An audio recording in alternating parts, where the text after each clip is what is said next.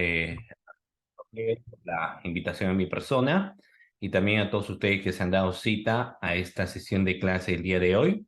Como ya les han señalado, es la segunda sesión de clase en la cual se va a disertar un tema bastante interesante relacionado a la organización del despacho fiscal. Esto como parte, naturalmente, de este diplomado en asistente en función fiscal y asistente administrativo, y también en redacción, en la cual se van a ver tópicos importantes respecto a lo que viene a ser la función que tiene que desarrollar precisamente lo que hoy en día se le denomina el brazo derecho de un fiscal, es decir, hablamos del asistente en función fiscal, que en la actualidad tiene un total de 16 funciones. Claro está que ya como es de conocimiento de todos nosotros, ya no nos encontramos en una situación de pandemia, entonces ya no son en total 16 funciones, sino que ahora tiene cerca de 15 funciones. Y el asistente administrativo en realidad lo que tiene es un total de 10 funciones aproximadamente, ¿ya? Muy bien, doctores. Dicho esto, entonces, como ustedes pueden visualizar, la temática de nuestra clase el día de hoy está relacionado a lo que es la organización y funciones de los despachos fiscales. Vamos a empezar la disertación señalando puntualmente lo siguiente. Vamos a pasar a la siguiente diapositiva, por favor. Primero hay que hacer una conceptualización de lo que se entiende sobre la institución del Ministerio Público. El Ministerio Público es autónomo, autónomo en su estructura, autónomo en su composición y autónomo también en la función que van a departir cada uno de los fiscales. Cuando hablamos de autonomía, significa que el Ministerio Público tiene la reserva de su investigación, pero que no es la única institución que va a realizar una labor de esta índole, sino que aparte de eso tenemos, por ejemplo, el Congreso de la República tiene su comisión investigadora, pero a pesar de que esta comisión investigadora muchas veces solicita información al Ministerio Público, el Ministerio Público no se encuentra obligado a dar dicha información, y esto precisamente por la autonomía que tiene la institución. Asimismo, otras instituciones del Estado también realizan sus investigaciones, por ejemplo, de carácter administrativa, y en ese caso en particular solicitan también información al Ministerio Público para que pueda entregar. Sin embargo, la Fiscalía sigue teniendo esa autonomía en razón que solo si lo considera necesario podría, en este caso, dar información o si no, no. Entonces, de ahí nos hablan de una autonomía institucional. Así como esa autonomía institucional, cada fiscal tiene autonomía con su investigación. Tenemos a la Fiscalía de la Nación, fiscal de la Nación, fiscales supremos, fiscales superiores, fiscales provinciales, y cada fiscal tiene autonomía en su investigación. ¿Qué significa esto? Que no podría existir alguna injerencia de señalar, por ejemplo, tu señor fiscal investiga de esta forma, de esta manera, no, porque se entiende que cada fiscal también es autónomo. ¿Qué más se señala o como funciones del Ministerio Público? Primero, la defensa de la legalidad. Cuando hablamos de la defensa de legalidad del Ministerio Público, lo que nos hace mención es que el primero que tiene que hacer una interpretación precisamente sobre lo que se encuentra establecida, por ejemplo, en el Código Penal, es el Ministerio Público, llámese en este caso el fiscal, por eso señalan que es el defensor de la legalidad. Aparte de ello, defiende los derechos ciudadanos, por eso es que tiene otra denominación como es defensor de la sociedad, ¿ya? Digamos que esos vienen a ser los dos rótulos que se le da a la institución de la Fiscalía. Autonomía como institución, defensor de la legalidad y también defensor de la sociedad. Esa conceptualización que yo les menciono se encuentra en el portal institucional del Ministerio Público. Si ustedes, por ejemplo, visualizan el portal institucional de la Fiscalía, van a encontrar precisamente ese marco de definición, ¿ya? Muy bien, sigamos, siguiente diapositiva. ¿Qué más podemos hablar sobre la cuestión del Ministerio Público? Muy bien, va a buscar prevenir el delito. El tema de prevención es un trabajo bastante complicado, muy complicado, dicho sea de paso, porque trabajar una prevención es trabajar en base a lo que se encuentra establecido en el Código Penal, ¿no? Y el Ministerio Público tiene esa obligación de prevenir delitos. Eso significa que no solamente la obligación de la Fiscalía ingresar ya cuando existe una denuncia, sino que se entiende también que el Ministerio Público, a través de lo que podrían ser diferentes capacitaciones a la sociedad, en ese caso también podría buscar prevenir el delito, ¿no? A través, obviamente, de cursos, a través de charlas, buscaría la prevención del delito. Pero finalmente termina siendo pues un trabajo bastante complicado en cuestiones de la práctica misma, ¿no? Es una labor bastante complicada. ¿Qué más nos señala este texto? Aparte de prevenir delito, también el Ministerio Público, como nosotros lo conocemos, es el titular de la acción penal pública y esta lo puede ejercer de oficio incluso también. El Ministerio Público no necesita que presenten una denuncia de parte, sino que la Fiscalía de oficio podría iniciar una investigación. Pero en la más de las veces, siempre el Ministerio Público va a iniciar la investigación a través de una denuncia de parte, ya sea de forma verbal o a través de mesa de parte, o en los famosos casos de noticia criminis o noticia criminal, ¿no? Que así se suele señalar también. Ahora, vamos a ver que existe un decreto legislativo que es el 052. Este decreto legislativo es el cual señala, aparte de lo que menciona obviamente el Código Penal también, pero es la que hace referencia a cuáles son las funciones y atribuciones que tiene el fiscal de la nación y los diferentes fiscales. Y por último, como siempre hemos escuchado, el Ministerio Público tiene carga de probanza. Si va a formular un requerimiento acusatorio, el fiscal tiene que probar esa acusación. Si el fiscal, por ejemplo, o las fiscalías de violencia contra la mujer o las fiscalías penales, si es que van a imputar a una persona un delito de feminicidio, entonces tienen que tener elementos probatorios que sustenten dicha imputación. Si nosotros nos vamos a una fiscalía de lavado de activos, entonces va a suceder exactamente lo mismo. Tiene que existir elementos de comisión suficientes como para poder imputar a una persona la comisión de lavado de activos. Corrupción de funcionarios, de la misma manera, ¿no? Las fiscalías especializadas en delitos de corrupción de funcionarios, cuando formulan un requerimiento de acusación, tienen que tener elementos de comisión suficientes para poder imputar ese delito. ¿Y todo esto por qué? Porque el Ministerio Público tiene, pues, estimado participante, lo que se conoce como carga de la prueba, ¿no? Siguiente diapositiva. ¿Qué más podemos ver del Ministerio Público? Bueno, como hace un momento hemos señalado, ¿no? La autonomía funcional. Cuando hablamos de autonomía funcional, por ejemplo, en la clase, hasta el momento somos 39 participantes. Si los 39 fuéramos fiscales, cada uno tendría autonomía en sus casos. Por ejemplo, alguno de ustedes puede tener 90 casos en investigación, otros podrían tener 80, otros 150, otros 200, pero todos ustedes entienden que son autónomos en sus investigaciones. Ustedes deciden qué hacer como fiscales en su investigación y no tiene que existir alguna injerencia. Cuando decimos ello, se entiende que ninguna persona dentro de la institución, ya, no, ya sea el fiscal de la nación, fiscal supremo, puede tener injerencia en un caso de un fiscal. O sea, no le podría decir acusa cuando no se tiene que acusar. O tampoco podría decir sobresea la investigación cuando, por ejemplo, se podría acusar, ¿no? Entonces, cada fiscal tiene autonomía y se entiende que van a resolver sus casos con criterio. Siguiente diapositiva. El Ministerio Público, como toda institución del Estado, es de manera jerarquizada su composición. Existe la jerarquía dentro del Ministerio Público y es una jerarquía que naturalmente se tiene que respetar. Y vaya que esto se tiene que dar de todas maneras el respeto jerárquico a nivel institucional. ¿Y esto por qué, estimados participantes? Porque como ustedes pueden ver, ¿cuál viene a ser el organigrama que tenemos en el Ministerio Público? Primero empezamos por FN.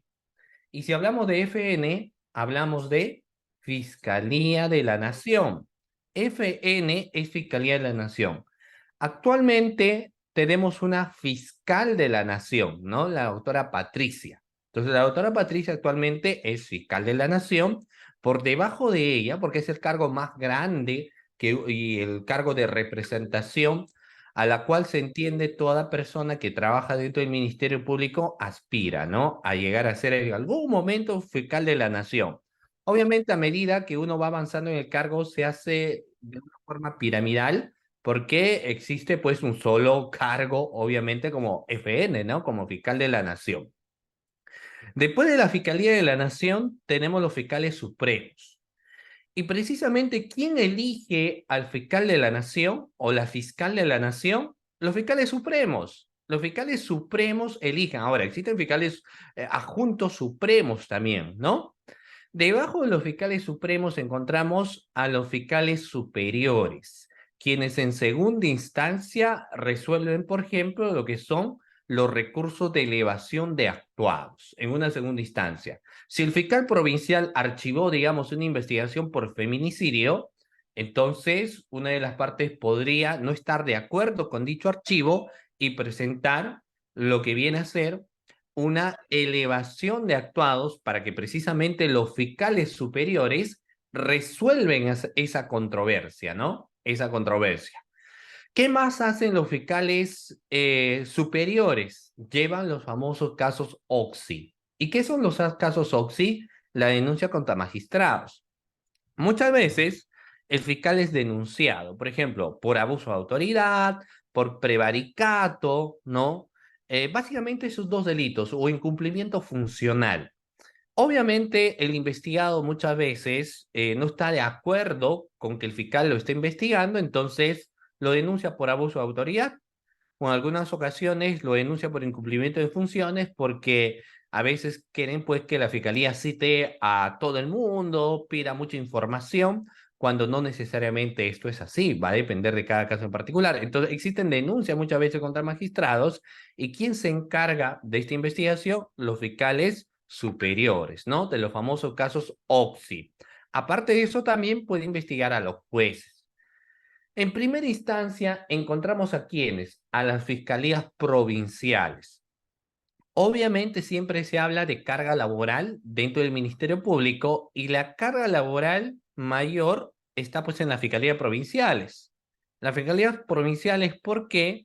Porque ven en primera instancia todos los casos en primera instancia, por ende que existe mayor carga procesal. Si estás en una superior, no digo que no haya carga, pero obviamente no es la misma carga que de los fiscales provinciales. Los fiscales supremos también tienen su carga, y es diferente las labores que tienen, y obviamente FN, Fiscalía de la Nación, que también desarrolla una labor de investigación, pero aparte de eso también de representación. Ahora, cada una de estas fiscalías, a excepción de la Fiscal de la Nación, tienen los famosos fiscales adjuntos. Es decir, existen fiscales adjuntos supremos, fiscales adjuntos superiores, y obviamente también existen los fiscales adjuntos provinciales. Todos ellos, de forma autónoma, formarán lo que son los despachos fiscales. Siguiente diapositiva. Muy bien. Ahora, el Ministerio Público obviamente tiene una participación protagónica, llamémoslo de esta manera, porque como rol dentro del proceso es quien se encarga de acusar. Si no tuviéramos a la institución de la Fiscalía, entonces no habría quien acuse, y tendríamos, por ejemplo, solamente al agraviado y a la persona que se le impute, ¿no? Y entre ellos dos, por ejemplo, se tendría que desarrollar el proceso. Pero el Ministerio Público es la que interviene, porque hoy en día tiene la carga de probanza, es el titular del ejercicio de la acción penal, defiende la legalidad y defiende también la sociedad, ¿no? Entonces tiene una participación en nuestro proceso común. Ya nosotros sabemos que nuestro proceso común es de 3 etapas, como ustedes pueden visualizar, ¿no? La más conocida, pues investigación preparatoria, etapa intermedia y el juicio oral. El fiscal va a tener participación en las 3 etapas. Por eso es que cuando alguien asume un cargo como fiscal, de por sí es una gran responsabilidad, en el sentido, por ejemplo, de que tú tienes casos a nivel de investigación, pero también tienes casos en etapa intermedia y tienes casos en juicio oral, ¿no? Entonces, por ejemplo, mientras que el fiscal está tomando sus declaraciones, ¿no? 1 o 2 declaraciones, pero mañana tiene un juicio. Entonces tiene que prepararse también para el juicio, no es que uno improvisa, ¿no? O sea, por más que el fiscal haya investigado, la preparación para el juicio denotan una mayor exigencia. Ahora, aparte del juicio, puede ser que algún abogado le ha planteado, por ejemplo, una tutela de derecho. Entonces también tiene que prepararse ante una tutela de derecho. Aparte de ello, dentro del Ministerio Público a veces te piden informe, ¿no? Entonces puede ser que al fiscal le han solicitado en el plazo de 24 horas un informe. Entonces también tiene que atender el informe. Si tiene casos que se van a vencer, el fiscal lo tiene que atender también, ¿no? Si, por ejemplo, hoy se están venciendo los casos, entonces hoy el fiscal tendría que haber emitido la disposición de ampliación. Entonces, fíjense ustedes que el fiscal va teniendo mucho dinamismo, ¿no? Aparte de eso, muchos abogados quieren conferenciar con el fiscal y el fiscal pues tiene que atenderlos también, ¿no? Entonces, la labor de un fiscal provincial, estoy hablando, es de mucho dinamismo, ¿no? Por eso que muchos fiscales provinciales no tienen tiempo pues para dictar cursos, porque su agenda no les permite, ¿no?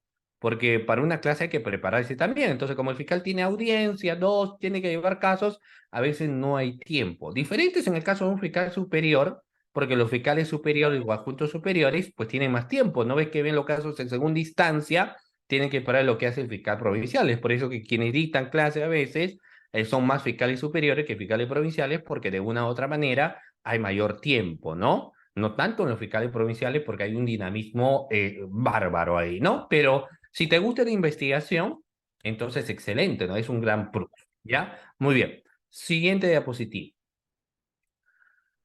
Vamos a ver, entonces, Ministerio Público, siguiente, por favor, siguiente diapositiva. Algunas de las funciones que ya nosotros, pues, conocemos, ¿no? Lo hemos escuchado de una u otra forma. Si ustedes se dedican al litigio o trabajan dentro del Ministerio Público, van a entender, obviamente, que el artículo 60 nos empieza hablando sobre lo que tiene como obligación el Ministerio Público. Ya hemos señalado que la Fiscalía es una institución autónoma, tiene carga de probanza, y fíjense que el numeral 1 del artículo 60 nos señala que es el titular del ejercicio de la acción penal, ¿no? Y tiene el deber de carga de la prueba. ¿Por qué? Porque la Fiscalía está obligado, si imputa a alguien, a probar su responsabilidad. En cambio, en el caso de la defensa, se entiende que la inocencia se presume, como nos dice, ¿no? Esa descripción. Toda persona es inocente hasta que se demuestre lo contrario. Entonces, el abogado defensor, por ejemplo, no está obligado a demostrar que su patrocinado es inocente, porque se entiende que esto se presume. En cambio, el Ministerio Público tiene una obligación. ¿Y qué pasa si el fiscal, como tiene varios casos, hablo nuevamente de los fiscales provinciales, el abogado se podría dar cuenta de una situación de tal y podría plantear tutela de derecho, podría plantear excepción y procedencia de acción, podría plantear un control de plazo y el fiscal tiene que atender pues todos esos a través de las audiencias, ¿no? Subsanar o resolver todos esos escritos presentados por la defensa, ¿no? Es parte del rol que tiene el Ministerio Público. Y por eso que hoy en día eh, digamos, teniendo en cuenta esa situación, es la que se exige mucho a los asistentes en función fiscal, porque un asistente en función fiscal en la actualidad, con los nuevos roles que tiene, no es solamente de realizar trabajos administrativos, sino que entiende que un verdadero asistente en función fiscal asiste de manera adecuada a un fiscal, ¿no? A un fiscal. Y se entiende que incluso el perfil que le han dado en la actualidad a los asistentes es un perfil como para ir preparándoles más adelante, si que cumplen 3 años como colegiado, asumir pues el cargo de fiscales, ¿no? Entonces son el brazo derecho, pero hay que decir las cosas como son también, ¿no? Hay muy buenos asistentes en función fiscal, hay otros que son regulares y hay otros pues que, bueno, ¿cómo lo podemos señalar de forma delicada? Digamos, no dan la talla para una institución tan grande pues como la Fiscalía, ¿no? Entonces hay que poner mucho punche y hay que evaluar, ¿no? Por eso es que quienes ingresan al Ministerio Público como CAS están sujetos a una evaluación cada 3 meses, porque no podemos tener, por ejemplo, a un asistente whatsappero, ¿no? A un asistente que en vez de estar concentrado con la investigación, está whatsappeando, está colgando fotos, ¿no? Tiene que ser un asistente 100% concentrado, ¿ya? Muy bien. porque existe carga de investigación. Ahora, el Ministerio Público está obligado a actuar obviamente con objetividad, indagando los hechos que constituyen delitos. Los actos de investigación que practica el Ministerio Público lo tiene en ese famoso binomio, tiene que trabajar también junto con la Policía Nacional, ¿no? Y ustedes saben que a través de los medios de comunicación ha salido ese problema donde los efectivos policiales, faltando una hora, le entregan al Ministerio Público el informe y obviamente la fiscal en una hora no hizo los requerimientos que corresponden y tuvieron que salir libre, ¿no? Lo cual le costó obviamente el cargo que tenía dentro de dicha fiscalía. Entonces las labores son bastante delicadas, ¿no? Pero tiene que existir pues ese binomio entre ministerio y policía. Cuando se implementó el nuevo código había un problema, porque ustedes saben que antes de la implementación del nuevo código, la policía realizaba una labor de investigación. Pero cuando se dijo, no, ahora es el Ministerio Público quien se encarga de la labor de investigación y la policía coadyuva, al inicio había mucho problema, porque oficiales, suboficiales, comandantes estaban pues acostumbrados a una investigación, ¿no? Y cuando ahora ingresaba el Ministerio Público como titular, pues habían al inicio algunos pequeños roces, ¿no? Porque la policía decía, así hacemos, entonces la fiscalía le decía, por ejemplo, ¿de acuerdo? Eh, la fiscalía le decía, por ejemplo, lo siguiente, ¿no? ¿Sabes qué? Yo soy el titular de la acción penal y había un problema, pero ya pasó pues de aquel tiempo como 15 años, ¿no? 15, 16 años ya de la implementación y hoy en día las cosas ya han mejorado bastante porque en 15 años hay una nueva generación de fiscales y hay una nueva generación también de policías, ¿no? Entonces ellos, cuando estas nuevas generaciones se capacitan y se adaptan al nuevo Código Procesal Penal. Pero al inicio era un poco complicado, porque como les digo, ¿no? Ya tenías tú comandantes que estaban sirviendo a la policía cerca de 15 años y estaban acostumbrados al Código de Procedimientos Penales. Y fiscales que también tenían esa misma cantidad de tiempo, 15 o 10 años sirviendo al ministerio, ahora asumir un rol como titular de la acción penal también era pues un poco complicado. Pero como les digo, nuevas generaciones de fiscales, nuevas generaciones de efectivos policiales, hace que el trabajo sea bastante interesante. Pero aparte de ello, pues siempre por ahí salen pues algunos problemitas como el caso mediático que hemos mencionado, ¿no? Muy bien, siguiente diapositiva. Vamos a ver que dentro de las funciones que ya hemos mencionado también, el Ministerio Público lo que hace es conducir la investigación. Para ello se tiene que tener un fiscal dinámico, un fiscal proactivo, un fiscal con sus 5 sentidos puestos para investigar y sobre todo que le guste la investigación. Porque la investigación va a depender, claro está, del tipo de fiscalía donde uno se encuentra, pero la investigación está afuera, no dentro del despacho, ¿no? O sea, un fiscal que le gusta una labor de investigación siempre va a estar con las diligencias externas, con los deserrajes, con las incautaciones, con las visitas inopinadas, porque la prueba no te va a llegar, pues uno tiene que ir a buscar la prueba, ¿no? Va a ejercer los operativos, colaboradores eficaces, testigos protegidos, interceptaciones, y uno se da cuenta rápidamente cuando un fiscal sí realiza su investigación. ¿Y cómo te das cuenta cuando lees la carpeta? O sea, cuando tú lees la carpeta ves, uy, aquel fiscal ha tomado 20 declaraciones, aquel fiscal hizo ya un requerimiento de levantamiento de las comunicaciones, secreto bancario, aparte del Ministerio Público, ha hecho visitas inopinadas, deserrajes, incautaciones, entonces, con todo eso, con justa razón, obviamente el fiscal requiere pues muchas veces prisión preventiva, ¿no? O impedimento de salida, porque está desarrollando una investigación adecuada. Pero ¿cuándo podrías darte cuenta que el fiscal, pues quizás, no es que no está haciendo su trabajo? El otro tema está en que dentro de la fiscalía existe una carga enorme de casos. Por ejemplo, les pregunto, doctores, ¿cuántos casos creen ustedes que tiene una fiscalía que ve los casos de violencia contra la mujer? A ver, un número ustedes me dicen, ¿no? ¿Cuántos casos creen ustedes, estimados participantes, que tiene un fiscal que ve casos de violencia contra la mujer? Un aproximado. ¿Cuántos ustedes tienen el chat ahí como han estado participando? Pero aproximadamente ¿cuánto tendrá? Bien, tengo ahí, me dicen 100. más de 100, mira, 300, de acá 1000 casos, mira, depende obviamente de la judicatura donde nos encontramos, ¿ya? Pero existen fiscalías donde diariamente ingresa cerca de 100 casos de violencia contra la mujer. Entonces, en una semana tienes como 500, en 2 semanas como 1000, ¿no? O sea, como 2000 casos. Tienes varios casos de violencia contra la mujer, ¿no? Lo cual tienes que investigar. Ahora, las fiscalías comunes o las que ven delitos comunes como robo, hurto, violación, etcétera, ellos, por ejemplo, tienen a veces cerca de 400 casos, 300 casos. Por eso, cada fiscal a veces al día tiene que archivar cerca de 20 casos o ampliar o formalizar cerca de 10 casos, ¿no? Entonces, ellos tienen una gran cantidad de casos. ¿Por qué? Porque obviamente son delitos frecuentes, ¿no? Son delitos frecuentes, pero por ejemplo, lavado de activo tiene menos casos. Un fiscal de lavado de activo podría tener 10 casos, podría tener 15 casos, eso, no exagerando, pero son pocos casos, pero son inmensos, son grandes casos. Por ejemplo, en una fiscalía anticorrupción, el fiscal podría tener cerca de 20 casos, 22 casos, y uno a comparación de las fiscalías que tienen pues 200, 300, 400 casos, podría decir, papayita la labor de los fiscales anticorrupción, pero no es así porque son complejas las investigaciones, ¿no?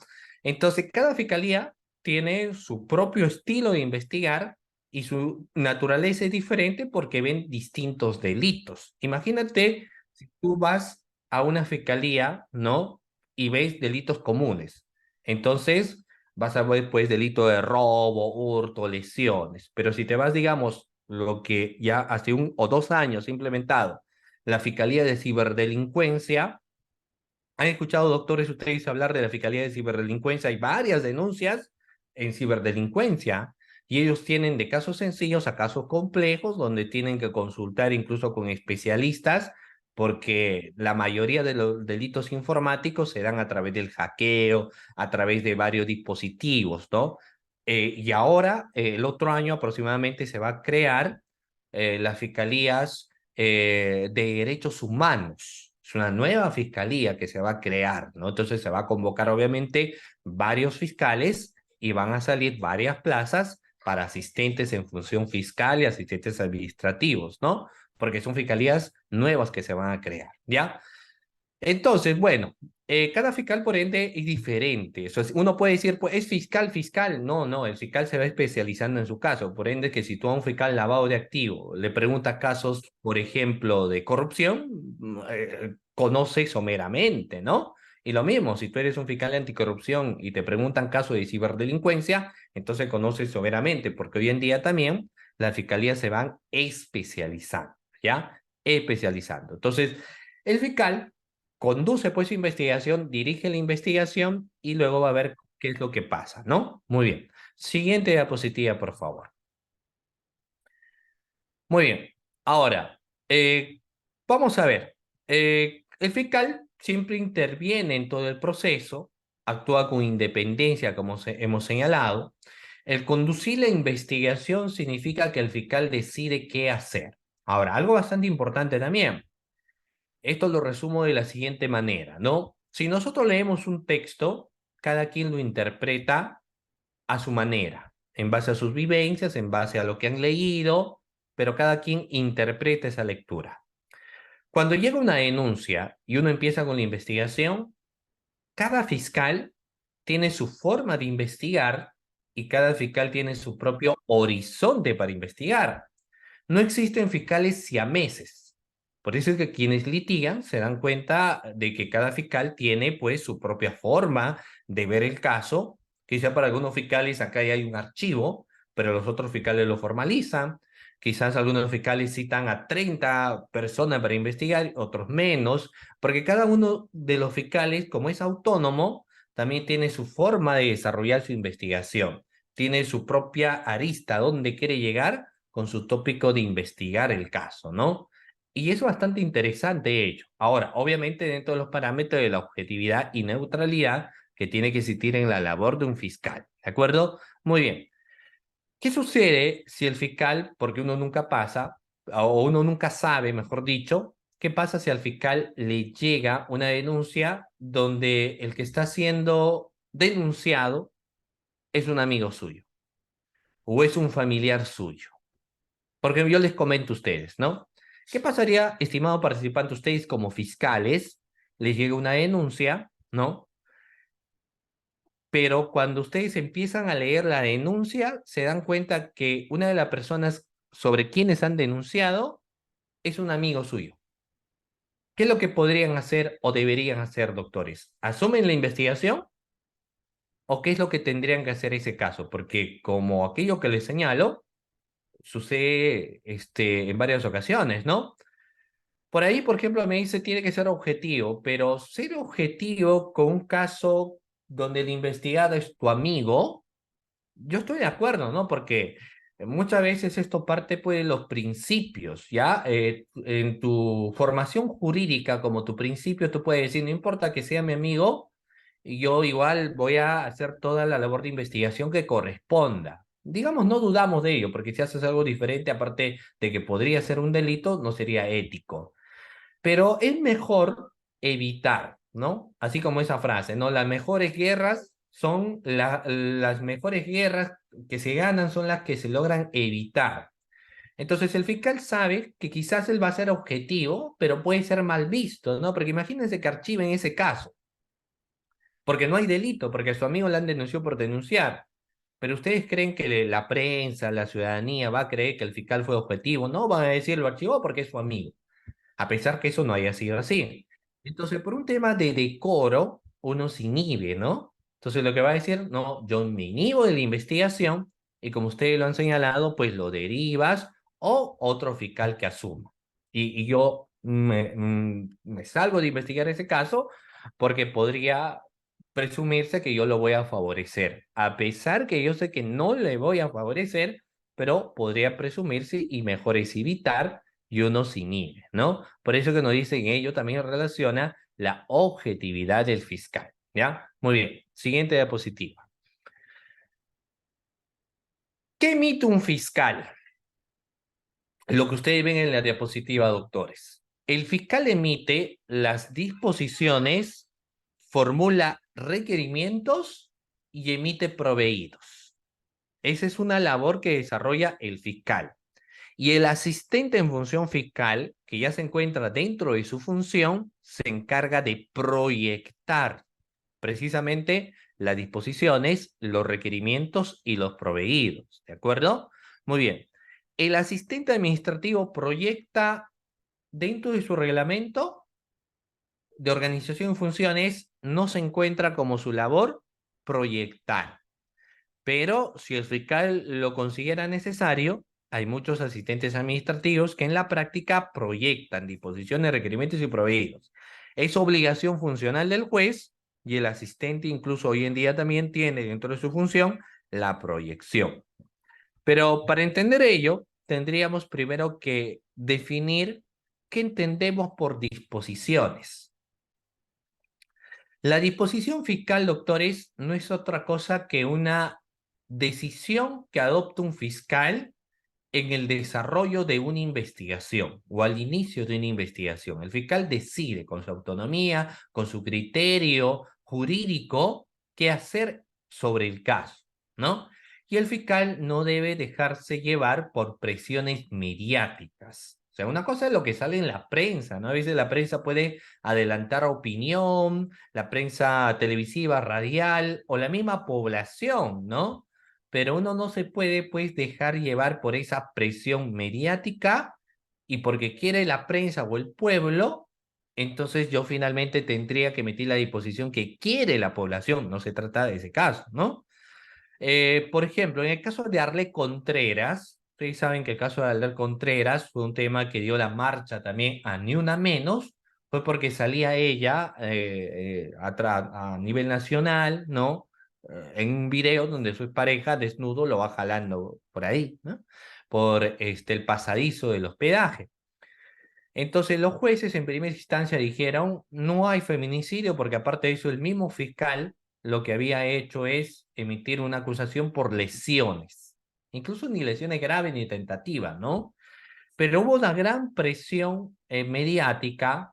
Entonces, así como sucedió en ese caso, en muchos otros casos siempre hay presiones mediáticas. En el caso Keiko, el juez Carguancho, José Domingo, Humberto Abanto, ¿no? En esa audiencia, había muchas personas que habían ido a gritar y decir que Keiko pues era inocente, ¿no? Y había cierto sector también que gritaba y buscaba pues la condena de Keiko. Entonces, hay casos que se denominan mediático y la población pues busca de una u otra manera que el juez dictamine una sentencia y que el juez acuse sobre algo, pero el juez y el fiscal tienen que ser autónomos, no se pueden regir por presiones. Y eso a veces sucede en la fiscalía.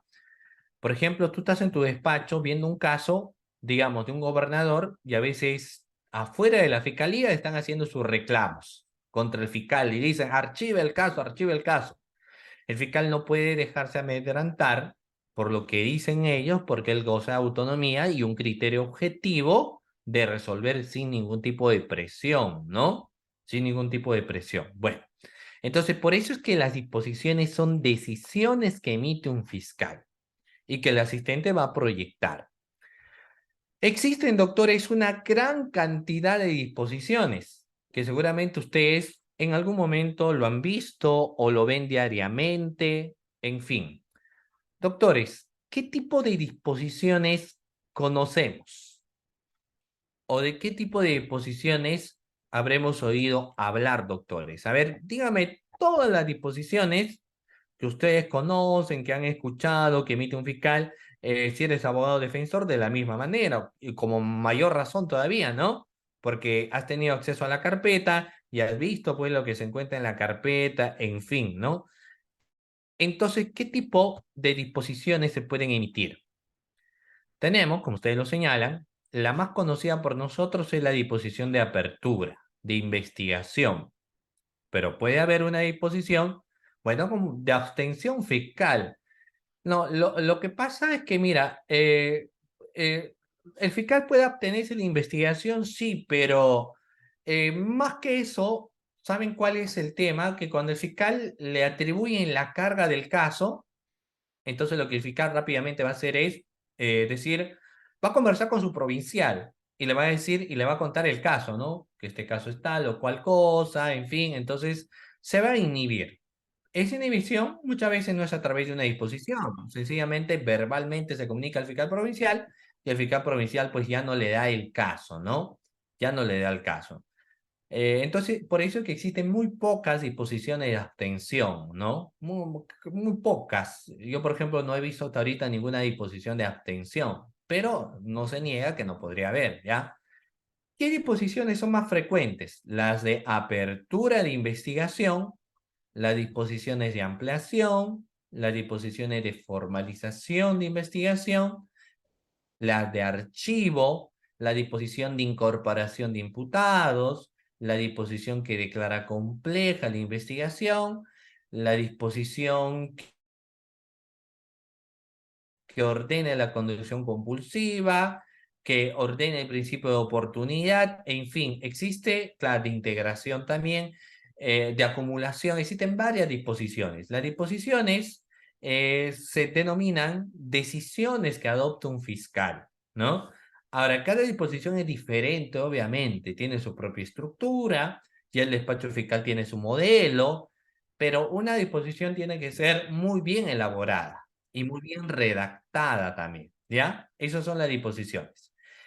En cambio, los requerimientos no son autónomos como una disposición. Los requerimientos se tienen que pedir necesariamente al juez de garantías. No son autónomos como las disposiciones. Los requerimientos se piden al juez. Por ejemplo, ¿qué requerimiento conocemos, doctores? Los requerimientos de prisión preventiva, impedimento de salida del país, los requerimientos de cerraje, los requerimientos de detención preliminar, los requerimientos de acusación, de sobreseimiento, entre otros más. Todo requerimiento fiscal, estimados participantes, necesariamente se le pide al juez. El juez podría declararlo fundada o infundada. Muchos requerimientos, como la prisión preventiva, se desarrollan a través de una audiencia. o el requerimiento de prórroga de investigación preparatoria o de la prolongación de la prisión preventiva. Todos estos requerimientos se desarrollan en una audiencia, obligatoriamente. Pero existen otros requerimientos que no necesitan audiencia, las cuales se resuelven ahí en el plazo de ley, ¿no? Por ejemplo, un levantamiento de las comunicaciones no requiere audiencia, un requerimiento de levantamiento de secreto bancario tampoco, un requerimiento de detención preliminar tampoco. Entonces existen muchos requerimientos que sin audiencia se evalúa y lo conceden si es necesario, ¿no? Pero si no, infundada, y bueno, el fiscal puede volver a pedirlas más adelante, pero en este caso ya las declaró infundadas, ¿no? Luego tenemos los proveídos, como ustedes pueden ver ahí, los proveídos básicamente, doctores, son de mero trámite. Todo proveído es de mero trámite. A la fiscalía, pues diariamente llega una gran cantidad de escritos de apersonamiento, solicitando copias, solicitando hacer lectura de la carpeta, solicitando reprogramación de declaración, escritos precisando nombre del abogado o defensa conjunta, o precisando su casilla electrónica, domicilio procesal, en fin, varios escritos que se presenta excede del Ministerio Público. Todos estos escritos hay que atenderlos y se atiende a través de los proveídos. Casi siempre el asistente de función fiscal va a trabajar los proveídos. Trabaja poco las disposiciones, casi nunca o pocas veces trabaja los requerimientos. Casi disposiciones y muy pocos proveídos, ¿no? Porque el fiscal luego va a tener audiencias y para las audiencias hay que prepararnos. No se trata, como les digo, de llegar a una audiencia a improvisar. Y es algo que yo les comento un paréntesis, ¿no? Eh, eh, eh, eh, que se tiene que tener en cuenta. Eh, el fiscal entiende a su asistente cuando el fiscal fue en alguna vez o en alguna ocasión fue asistente, porque conoce cuál es la labor y aparte de eso conoce cómo se trabaja como asistente, ¿no? Entonces el fiscal que fue asistente va a entender que los asistentes en función fiscal, que a pesar que hacen trabajos administrativos, también le quita su tiempo, ¿ah? O sea, no es que uno rápido termina pues un oficio, notificar, foliar la carpeta, sacar copia, atender al abogado, atender las llamadas, llevar a la oficina documento. Mientras que estás haciendo todo eso, el día se te acaba, ¿no? Entonces, quien ha sido asistente entiende esa labor. Pero quien no ha sido asistente, muchas veces podría pensar y decir, bueno, el asistente por ahí está, pues, más haciendo otra cosa, no avanza, ¿no? Y no es así. Entonces, un buen fiscal, de una u otra forma, también es cuando en su carrera, en algún momento, fue asistente y conoce, pues, la labor del asistente, ¿no? Muy bien. Ahora, el asistente también tiene que entender la labor del fiscal. Yo he escuchado en ocasiones cuando el asistente dice, no, yo hago todo del fiscal, ¿no? Entonces, ¿qué es lo que haces todo? ¿Acusas? ¿Sobreses? No, no, he calificado, he ampliado, he declarado complejo, por ahí he formalizado, pero eso no es todo, pues, porque al final el que va a la audiencia es el fiscal al final del día en que tiene que recaer, digamos, por parte incluso del juez, las amonestaciones es al fiscal. Entonces el fiscal, por ende, se prepara para juicios, decide qué hacer con los requerimientos y decide qué hacer con las investigaciones. Y eso no es una labor tan sencilla, ¿no? Es una labor, llegar a juicio, porque yo les comento, mira, si tú eres fiscal, por ejemplo, de lavado de activo, tú tienes que formular la acusación, digamos, contra 20 personas. Y tú sabes que mañana te vas a enfrentar a 20 abogados. Cada abogado defiende a uno o a dos, por ejemplo, ¿no? Entonces, mientras que el abogado, digamos, se prepara por dos para la audiencia de mañana, tú te vas a tener que preparar para 20. Entonces, obviamente, se doblega esfuerzo, ¿no? Entonces, el asistente tiene que entender, ah, no, mi fiscal necesita ayuda, ¿no? Entonces, también tenemos que tener, pues, un asistente dinámico, ¿ya? Pero bueno, doctores, entonces, para que no nos olvidemos, vamos a ver que el fiscal emite las disposiciones, los requerimientos y los proveídos, ¿ok? Muy bien, siguiente diapositiva.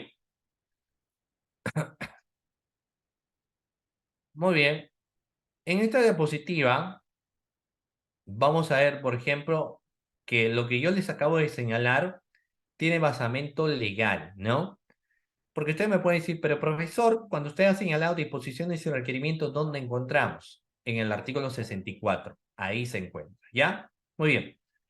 Incluso dentro del artículo 64 nos habla, de ahí la importancia también de este curso, porque nos hace mención a la escrituralidad, porque nos dice, el fiscal procede oralmente en las audiencias y en los debates y por escrito en los demás casos.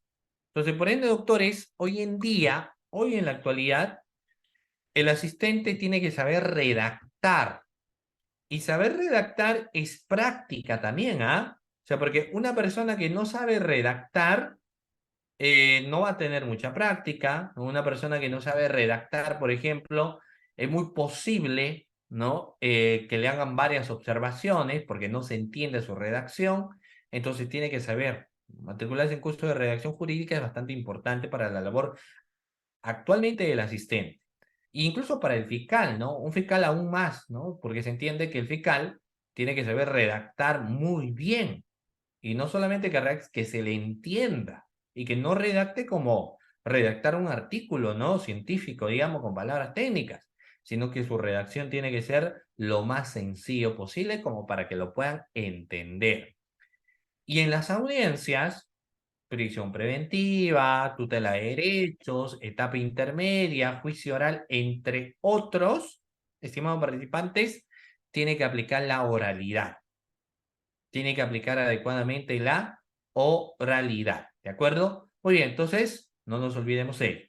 ¿Ya? Los jueces deciden y el fiscal actúa en investigación a través de la escrituralidad, emitiendo disposiciones, formulando requerimientos y proveídos, y en las audiencias de forma oral.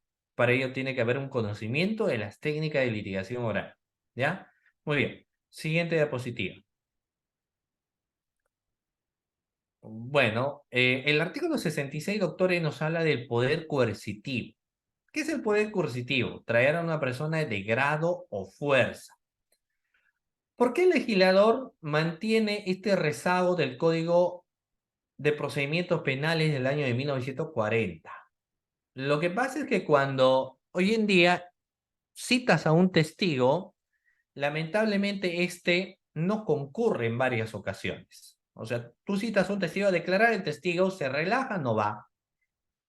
Y eso genera lentitud en el proceso, porque necesita saber mucha información. Y el testigo, a diferencia del imputado, no puede abstenerse a rendir testimonio, declaración, a excepción de que se trata que el investigado termine siendo un familiar suyo o que tenga un secreto profesional. Pero si no es su familiar y no tiene secreto profesional, el testigo está obligado a rendir su declaración, obligatoriamente, ¿no? Entonces, a veces el testigo, como no concurre, dicen, vamos a tener lentitud en el proceso. Por ende, es que hacen uso del artículo 66 del Código Procesal Penal. ¿Qué se entiende por el grado fuerza? Se cita un testigo primero bajo apercibimiento, ¿no? Digamos, se ha programado su declaración para el lunes 31 de julio, bajo apercibimiento de ordenar su conducción compulsiva en caso de inasistencia. Cuando este testigo no concurre, entonces se levanta un acta de inconcurrencia, pero para ello hay que verificar que se le ha notificado adecuadamente, ¿ya? Por ejemplo, si no se le notifica adecuadamente, entonces, naturalmente, no podríamos nosotros ordenar su conducción compulsiva. Tiene que haber sido necesariamente, estimados participantes, debidamente notificado, ¿ya? Y cuando se dio ello, el fiscal, a través de un proveído, ordenará su conducción compulsiva, señalará una nueva fecha y hora para que lo traigan de grado fuerza. Ya aquí, ¿quién se encarga de traerlo? Los efectivos policiales.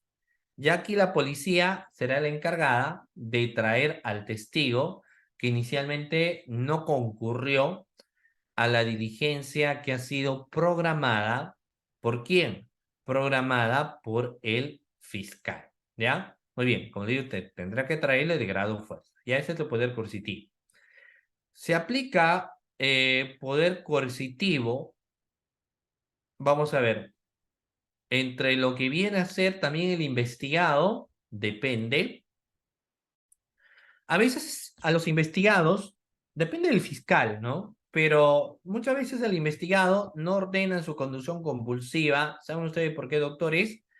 Porque el investigado, si quiere, ¿no? Declarar, entonces lo hace voluntariamente. Es más, hay varios investigados que piden al fiscal que le programe su declaración. Pero quien por estrategia de defensa no quiere declarar y están en todo su derecho, entonces sencillamente no quieren ir muchas veces o no dan su testimonio, ¿no? Su declaración. Entonces la fiscalía o algunos fiscales, por ende, no ordenan la conducción compulsiva, ¿ya? Pero hay otros no. Ese es finalmente opcional, ¿no? Tú como fiscal podrías ordenar la conducción compulsiva. Muchos dicen, yo sí, pero para testigos, para imputados no. Y hay otros que dicen, yo para los dos. ¿Cuál es lo negativo de traer de grado fuerza a un investigado? Si tú lo traes, el investigado te dice, hago uso de mi derecho a guardar silencio, así que todo lo que hiciste, toda la labor que realizaste para traer a la policía, ha sido en vano, ¿no? Porque a diferencia de un testigo, al acusado no le puedes obligar y decir, declara, declara, ¿no? Él si desea declara o si no hace uso de su derecho a guardar silencio, ¿ya? Muy bien, siguiente diapositiva. El asistente en función fiscal. Vamos a ver. A ver, y aquí lanzo con una pregunta, ¿no? Vamos a ver. Eh, vamos a ver. Mire, doctores, ¿cuánto de lo que se encuentra aquí en la clase le gustaría ser asistentes en función fiscal? ¿Cuánto a ustedes les gustaría ser asistentes en función fiscal, no? Muy bien, acá tengo uno, ¿no? César también, entiendo, ¿no? Dice presente, Cristian también. Muy bien, muchos dicen a mí, o sea, la gran mayoría entiendo que le gustaría ser, pues, asistentes en función fiscal, ¿no? Bueno, el cargo de asistente en función fiscal dentro del linaje de despacho es el cargo de mayor importancia entre los servidores públicos, ¿no? Entre los servidores públicos.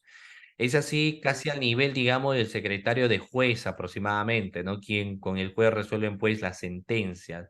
El asistente de función fiscal ahí está.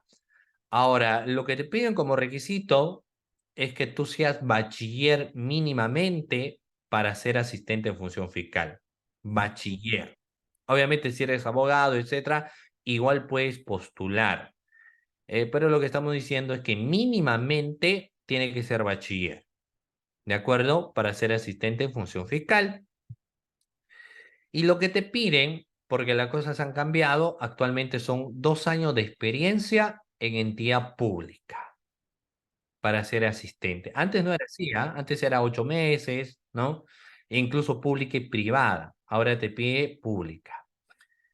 Pero quienes tienen CESIGRA también, ¿no? Tienen esa gran oportunidad de poder postular para ocupar el cargo de asistente de función fiscal. Ahora, existen otras convocatorias dentro de esa misma plaza como asistente donde te piden institución pública y privada.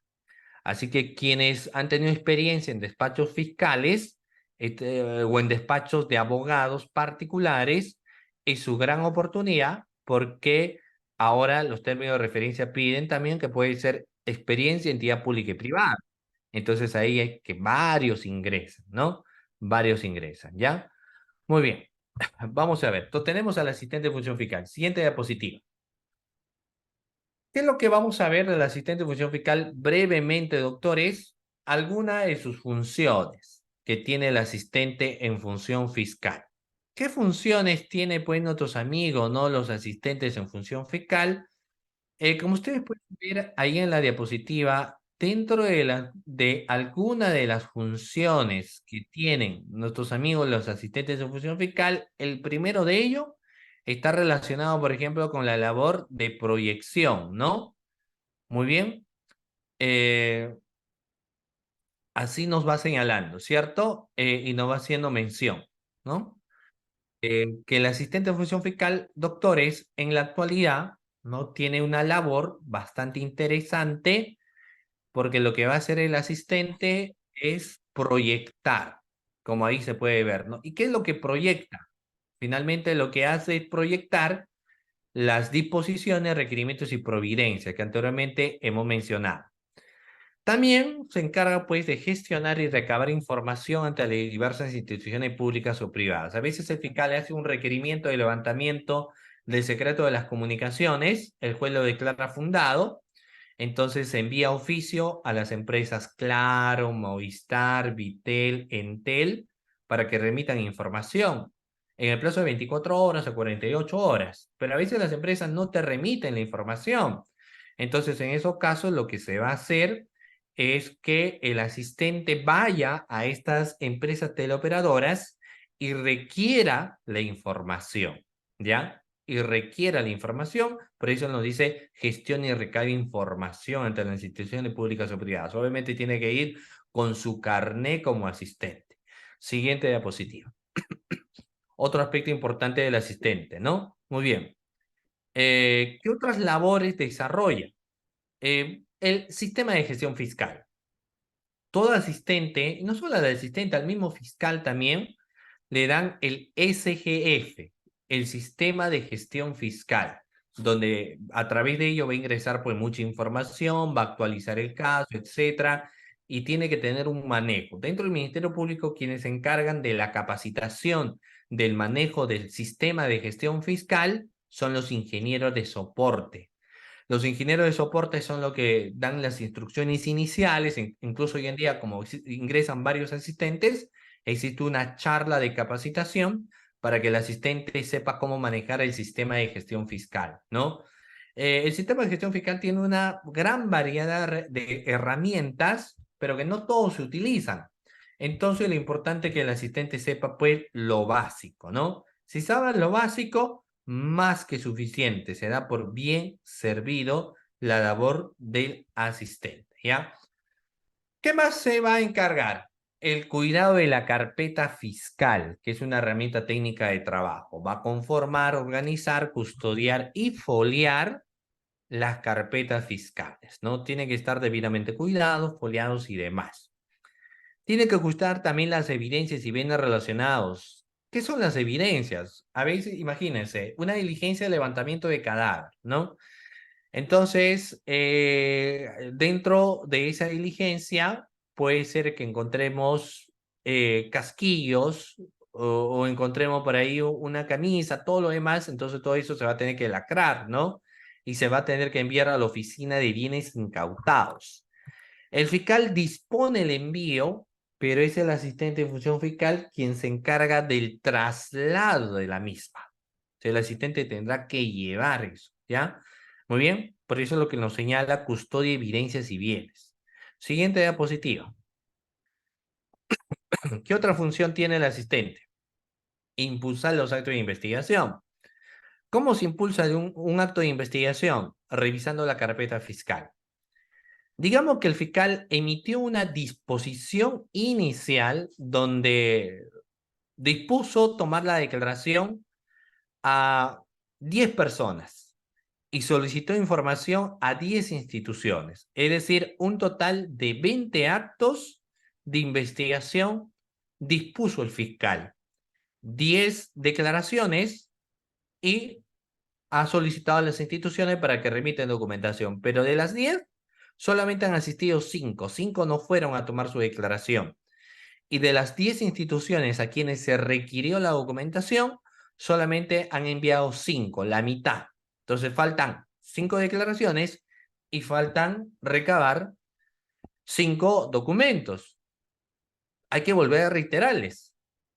A ello se llama impulso. Esos son los famosos impulsitos, ¿no? Vemos qué es lo que pasa, cuántos actos de investigación nos han desarrollado, a pesar que se dispusieron, entonces hay que impulsar el caso. Si por ahí un testigo me dio información sobre un documento, entonces tengo que impulsar el caso solicitando esa información. Si tal persona me dio nombre de algunas personas que habrían tenido participación, entonces también tengo que programar la fecha y hora para su declaración. Todo eso que realizamos se llama impulso procesal, los impulsos procesal. Cuando uno realiza una buena labor de impulso procesal, entonces las carpetas son voluminosas, pues no, se ve que ha existido investigación. Pero si no hay impulsos, entonces ahí vamos a ver un déficit en el trabajo también de investigación, ¿no? Detallado. ¿Qué otra cosa más se encarga del asistente? Bueno, certificar copias, atención a las partes procesales y demás labores administrativas como oficiar, coordinación de búsqueda, entre otras más. Entonces tiene un promedio de cerca de 16 funciones que tiene que desarrollar el asistente. Ahora, no se olviden que como ustedes pueden ver, en la parte final, ¿qué no menciona? No menciona, por ejemplo, doctores y demás que disponga el jefe inmediato.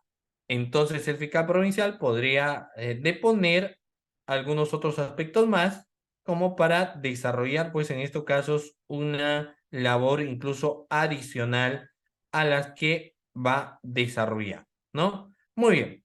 A ver, ok, siguiente diapositiva. Siguiente, por favor. También siguiente. Siguiente también. Ya, hoy en día, doctores, lo que se caracteriza mucho dentro de una labor de investigación es lo que está relacionado fundamentalmente, doctores, a los despachos fiscales, a la labor dentro de un despacho fiscal. Y las labores tienen que ser en conjunto, por ende existen lo que son los despachos corporativos, ¿no? ¿Y qué significa la corporación? Todos para uno y uno para todos.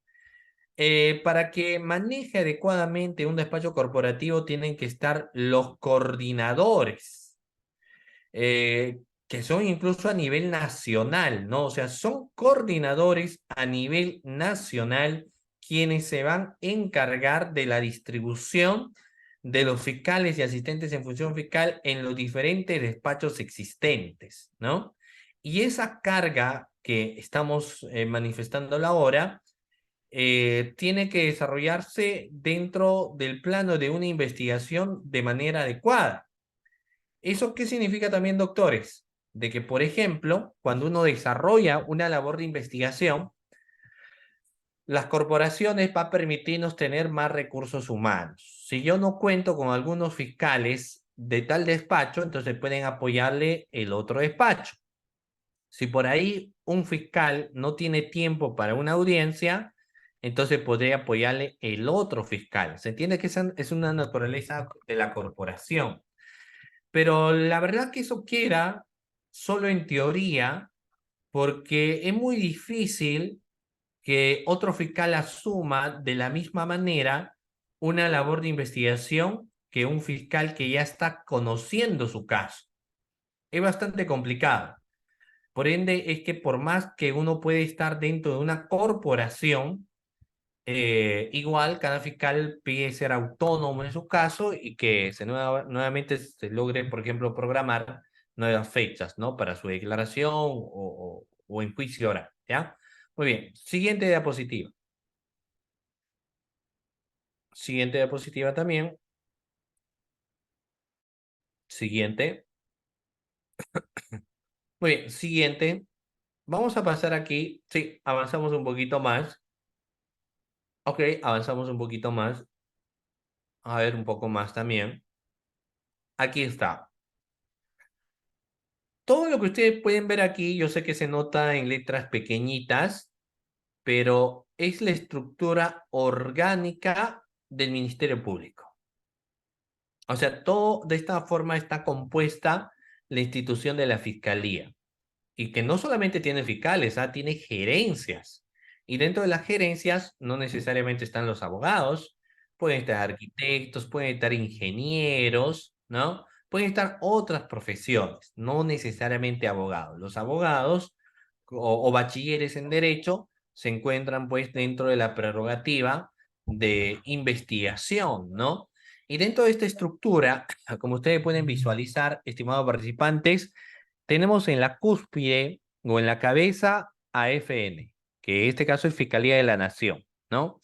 Debajo de ellos tenemos la Junta de Fiscales Supremos. Los fiscales supremos son los que precisamente designan al fiscal de la Nación por un plazo de 3 años, que luego puede prorrogarse también, ¿no? Dependiendo del caso. Y luego tenemos, debajo de la estructura de la Junta de Fiscales Supremos, que obviamente son fiscales, tenemos las gerencias, como podría ser la Oficina de Imagen Institucional, la Oficina de Asistencia de Víctimas y Testigos, tenemos la Oficina de Evaluaciones Fiscales, debajo de ello tenemos el Instituto de Medicina Legal y Ciencias Forenses, tenemos la Escuela del Ministerio Público que se encarga de los temas de capacitación para el personal que labora dentro de la Fiscalía, y contamos con una gerencia general también y una Secretaría General de la FN, ¿no? Ya debajo de todo ello, empezamos, debajo incluso de la Junta de Fiscales Supremos, tenemos netamente los despachos de las Fiscalías Supremas. Dentro de ello tenemos, por ejemplo, la primera Fiscalía Suprema Penal, la segunda Fiscalía Suprema Penal, la Fiscalía Suprema Civil, la Fiscalía Suprema Contencioso Administrativo y la Fiscalía Suprema de Control Interno. Entonces vamos teniendo, por ejemplo, ahí lo que vienen a ser los diferentes, ¿no? O las diferentes fiscalías supremas, ¿no? Y debajo de todo ello